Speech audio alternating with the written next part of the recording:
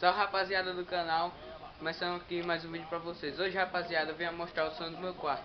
Então, rapaziada, aqui está o som do meu quarto.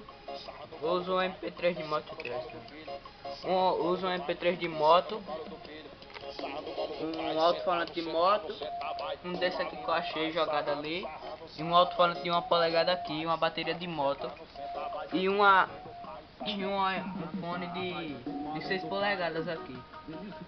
Então, rapaziada, eu montei esse som aqui porque tinha uma vez que eu fui dormir e não tinha nada pra escutar. Aí eu peguei e falei, mano, tem que montar alguma coisa pra escutar aqui. Eu peguei, fui juntando os negócios, tem um MP3 aqui de reserva em casa. Aí eu peguei e fui montando até chegar ao que tá aí. Então, rapaz, eu vou aumentar aqui pra vocês escutarem o som que tá.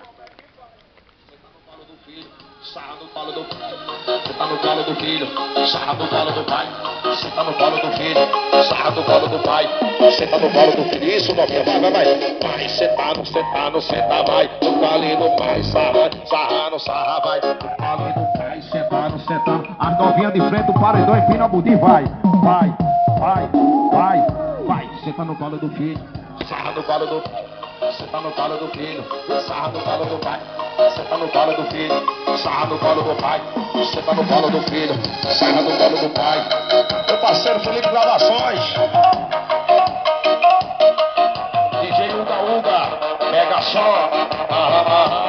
Vai, DJ Todinho. Toma.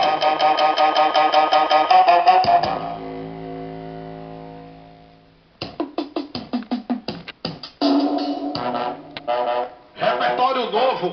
Então, rapaziada, esse foi mais um vídeo pro canal. Espero que vocês gostem. Se inscreva, compartilhe, ative o sininho para receber notificações. Então, rapaziada, é isso. Falou e fui.